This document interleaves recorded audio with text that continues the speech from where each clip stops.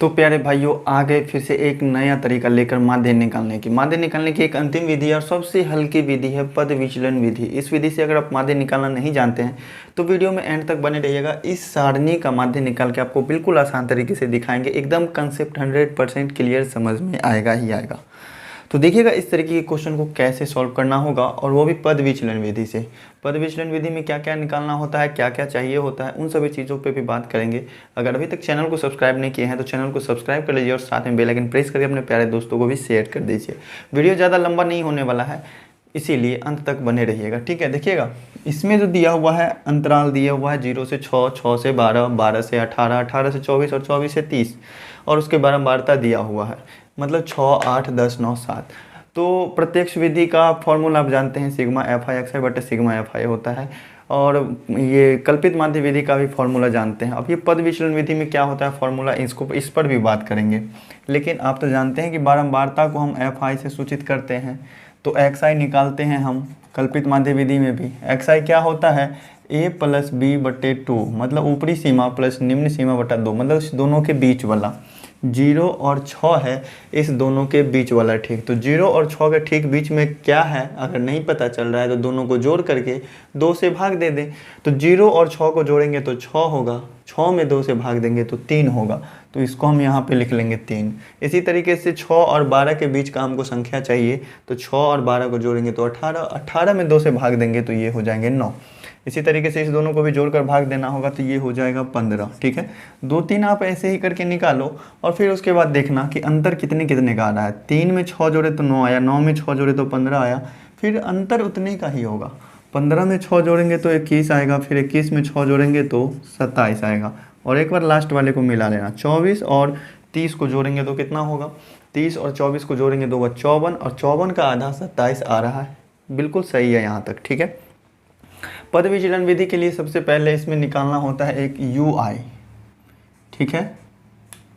You आई ज्ञात करना होता है। यू आई होता क्या है, यू आई होता है एक्स आई माइनस ए बट्टा एच, ठीक है। इसमें जो h है, अब h क्या है, h होता है ऊंचाई, वर्ग अंतराल की ऊंचाई। देखना है आपको कि वर्ग अंतराल जो भी है इसका अंतर कितने कितने का है। 0 से 6 है, फिर 6 से 12 है, 12 से 18 है, 18 से 24 है। यहाँ अंतर कितने कितने का आ रहा है, 6 का। या फिर नहीं पता चल रहा तब देखो ना, एक्स आई जो आपने निकाला है इसमें कितने कितने का अंतर आ रहा है, 6 का अंतर है, मतलब h बराबर कितना हो जाएगा, 6 हो जाएगा। तो कहीं पे भी आप लिख लेना, h का वैल्यू है 6। अब इसमें आपको सिग्मा एफ आई एक्स आई का भी ज़रूरत पड़ेगा, एक्स आई नहीं सिग्मा एफ आई का। तो सिग्मा एफ आई भी आप निकाल लो, इस सभी को जोड़ दो। 8, 6, 14, 14, 20 कितना होता है 34, 34, 9 कितना हो जाएगा 34, 9, 43, 43, 7 कितना हो जाएंगे 50।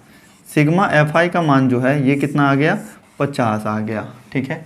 एक्स आई से हमें कोई मतलब नहीं है, लेकिन एक्स आई में आप बीच वाले किसी एक को आप ए मानेंगे, ठीक है, क्योंकि यहाँ यू आई निकालने के लिए एक्स आई माइनस ए बट्टा एच चाहिए। तो ठीक बीच वाले को हम मान लेते हैं ए, ठीक है। चूँकि ये 5 गो है तो इसके ठीक बीच वाले को माना जा सकता है, ठीक है। अगर 6 गो रहता तो ज़्यादा बारंबारता वाला बीच में जो रहता उसको मान लेते। तो यहाँ से ए हमने मान लिया। आप देखो इस फॉर्मूला पे आप बैठाओगे यू आई बराबर एक्स आई माइनस ए बट्टा एच। तो एक्स आई क्या है, 3 है यहाँ पे, तो 3 और माइनस उसमें से ए को घटाना है, ए घटाएंगे तो कितना होगा 15, और फिर एच से भाग देना है, तो एच कितना है 6। 3 में से 15 घटाएंगे तो कितना बचेगा, ये बचेगा -12 और बट्टा 6 हो जाएगा, 6 दूनी कटेगा, मतलब ये कितना आ गया -2। अब क्या आपको हर जगह इतना कैलकुलेशन करना पड़ेगा, तो देखिएगा इस तरह से आप कैलकुलेशन करके करना चाहते हैं तो भी ठीक है। अगर कैलकुलेशन नहीं करना चाहते हैं तो उसके लिए भी एक ट्रिक है। देखो जैसे ए लिखा आपने, तो यू आई जो भी निकालेंगे तो ए के सामने में आप 0 दे दो, ठीक है। इसके नीचे जितना भी बढ़ते जा रहे हैं तो 1 से बढ़ेंगे पॉजिटिव नंबर में, तो 1, 2, 3, 4, 5, 6, 7, 8, 9, 10 जहाँ तक जाए। नीचे में जाएंगे प्लस के साथ बढ़ते जाएंगे। अब ऊपर वाला के साथ जाएंगे तो क्या करना होगा, -1, -2, -3, -4, -5, इस तरीके से बढ़ते जाएंगे। ये हो गया शॉर्ट मेथड। तो देखिएगा इसको आप बीच में अगर चेक भी कर लेते हैं तो भी कोई दिक्कत नहीं है। देखिए अगर आपको ये यहाँ पर 1 कैसे आया ये चेक करना है, तो यू आई निकालने के लिए क्या करना था, एक्स आई में से 1 हटा करके एच से भाग देना होता है। एक्स आई कितना है 21 है, 21 में से 1 घटाएंगे, ए कितना है 15 है, 21 में से हम घटाएंगे 15 और फिर कितने से भाग देंगे 6 से। 21 में से 15 घटाने पर 6 तो होता ही है, 6/6 कैंसिल करके 1 आ ही जाएगा। तो इस तरीके से आप यू आई निकालने के लिए शॉर्ट मेथड लगा सकते हैं कि ए के सामने में 0 लिखेंगे, ऊपर में -1 -2 -3 बढ़ते चल जाना, नीचे में 1 2 3 4 बढ़ते चल जाना। हर एक कंडीशन में, हर एक क्वेश्चन में यू आई का वैल्यू यही आने वाला है। 0 1 2 3 नीचे में आएगा और -1 -2 -3 ऊपर में आएगा। तो यहाँ तक कंसेप्ट क्लियर है। आपको इसके बाद निकालना होगा अब एफ आई यू आई, ठीक है। कल्पित माध्य विधि के लिए आप एफ आई एक्स आई निकालते थे, प्रत्यक्ष विधि के लिए भी एफ आई एक्स आई निकालते थे, लेकिन इसमें आपको एफ आई यू आई निकालना पड़ेगा। कल्पित माध्य विधि के लिए एफ आई डी आई निकालते थे, मिस्टेक हो गया बोलने में। प्रत्यक्ष विधि के लिए एफ आई एक्स आई, कल्पित माध्य विधि के लिए एफ आई डी आई, और ये पद विचलन विधि के लिए F I U I. Calculation को कम करने के लिए किया जाता है। पद विचलन विधि में बिल्कुल कम कैलकुलेशन है, 1 2 3 4 5 10, इससे ज़्यादा नहीं आएगा।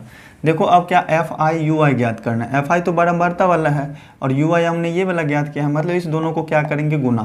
6 को -2 से गुना करेंगे तो कितना होगा, -12।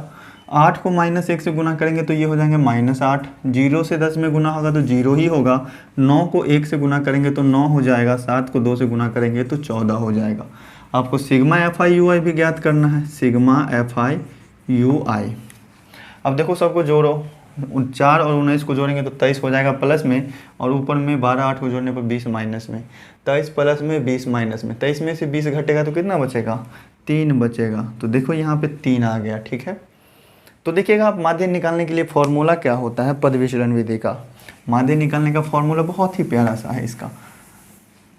कल्पित माध्य विधि के लिए क्या करते हैं, इसमें अगर पद विचलन विधि से आप माध्य ज्ञात करना चाहते हैं तो माध्य एक्स रेकरिंग बराबर क्या होता है, माध्य बराबर इसमें हो जाता है A plus sigma F I U I बट्टा सिग्मा एफ आई।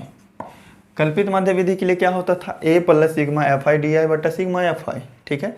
अब इसमें जो एफ आई यू आई और बट्टा सिग्मा एफ आई आया, इसमें किसी चीज़ से गुना भी करना पड़ेगा, जो कि होता है एच, बारंबारता सारणी का ऊंचाई लंबाई जो भी है इसका अंतर, बारंबारता का जो मतलब अंतराल का जो भी अंतर है वही होता है उसका एच, ठीक है। अब इसमें आप वैल्यू पुट कर देंगे।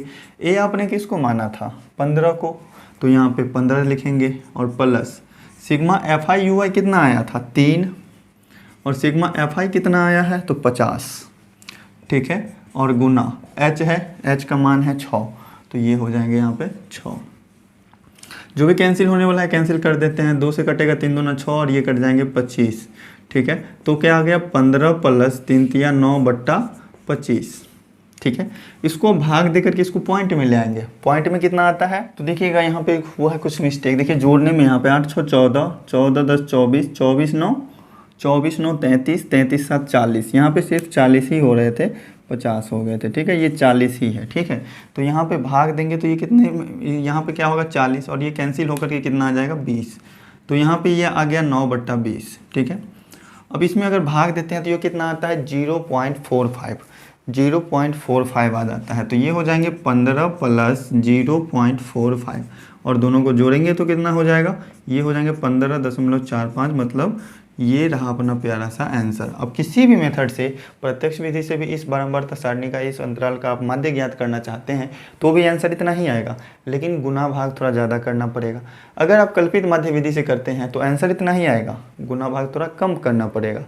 और अगर ये पद विचलन विधि से करते हैं तो गुना भाग नहीं के बराबर करना है। आंसर तो तीनों मेथड से सेम ही आते हैं, लेकिन गुना भाग करने में डिफरेंस हो जाता है। पहला मेथड से थोड़ा ज़्यादा कैलकुलेशन, दूसरा मेथड से थोड़ा कम, और तीसरा मेथड में बिल्कुल भी कैलकुलेशन नहीं। तो प्यारे भाइयों, आज की वीडियो आप लोगों को समझ में आई कि नहीं, कमेंट करके एक बार जरूर बताना। वीडियो अच्छी लगी तो वीडियो को लाइक ज़रूर कीजिएगा। चैनल पर अगर पहली बार आए हैं तो चैनल को सब्सक्राइब भी जरूर कीजिएगा। चलिए मिलते हैं फिर किसी नेक्स्ट वीडियो में आगे के टॉपिक के साथ। बहुत ही प्यारे तरीके से समझना है सभी चीज़ों को।